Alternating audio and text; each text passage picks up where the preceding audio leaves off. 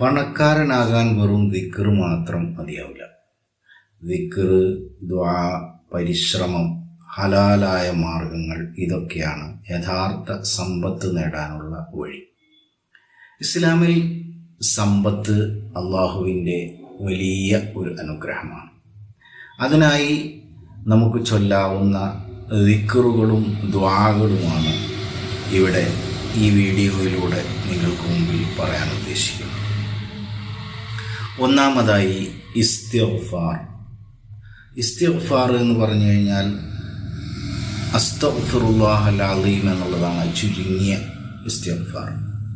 ഇസ്തിഗ്ഫാറിനെ പറ്റി അള്ളാഹു പറയുന്നു, നിങ്ങൾ നിങ്ങളുടെ രക്ഷിതാവിനോട് മാപ്പ് ചോദിക്കൂ, അവൻ നിങ്ങളെ ധനസമ്പത്തോടെ അനുഗ്രഹിക്കും എന്ന്. അപ്പോൾ ഇസ്തിഗ്ഫാർ വർദ്ധിപ്പിക്കുക. രണ്ടാമതായി റിസ്ക് വർദ്ധിക്കാനുള്ള ദുആ പതിവാക്കുക. അല്ലാഹുമ്മ ക്ഫിനി ബിഹലാലിക അൻ ഹറാമിക വഅഗ്നിനി ബിഫദ്ലിക അമ്മാ സിവാക്. അല്ലാഹുവേ, ഹറാമായ കാര്യങ്ങളിൽ നിന്ന് എന്നെ അകറ്റി നിന്റെ ഹലാലായ റിസ്ക് കൊണ്ട് എനിക്ക് മതിയാക്കുകയും നിന്നെയല്ലാതെ മറ്റാരെയും ആശ്രയിക്കാത്ത വിധം നിന്റെ അനുഗ്രഹം കൊണ്ട് എനിക്ക് ഐശ്വര്യം നൽകുകയും ചെയ്യണമേ എന്ന്. മൂന്നാമതായി മഹാന്മാരൊക്കെ പറയുന്നു സൂറത്തുൽ വാഖിഅ, വളരെ പവിത്രമായ സൂറത്ത്. പല പണ്ഡിതന്മാരും ഇത് രാത്രിയിൽ പാരായണം ചെയ്യാൻ വേണ്ടി ഉപദേശിക്കുന്നു. റിസ്ക് വർദ്ധിക്കാൻ ഉപകാരപ്രദമെന്ന് പറയുന്ന ഒരു സൂറത്താണ്. പിന്നീട് നാലാമതായി സ്വലാത്ത്, ദിവസവും നബി സല്ലല്ലാഹു അലൈഹി വസല്ലമയുടെ പേരിൽ സ്വലാത്ത് ചെയ്യുക.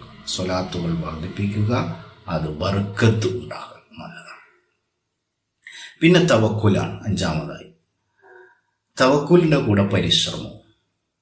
നിങ്ങൾ അള്ളാഹുവിൽ ശരിയായ തവക്കുൽ വെച്ചാൽ പക്ഷികളെ പോലെ റിസ്ക് ലഭിക്കും എന്ന് നബി സല്ലല്ലാഹു അലൈഹി വസല്ലം പറയുന്നു. അത് പക്ഷികൾ രാവിലെ പുറത്തു പോകുന്നു, ഒട്ടിയ വയറുമായിട്ട് പുറത്തു പോകുന്നു, അവർ ഭക്ഷണവുമായിട്ട് തിരിച്ചു വരുന്നു. ഇനി ഇതിൻ്റെ കൂടെ പറയുന്ന കുറച്ച് കാര്യങ്ങളാണ്. ഹലാലായ ബിസിനസ് എന്തെങ്കിലും സ്റ്റാർട്ട് ചെയ്യുക. ദിവസവും 2 റക്അത്ത് സ്വലാത്തുൽ ഹാജത്ത് നിസ്കരിക്കുക.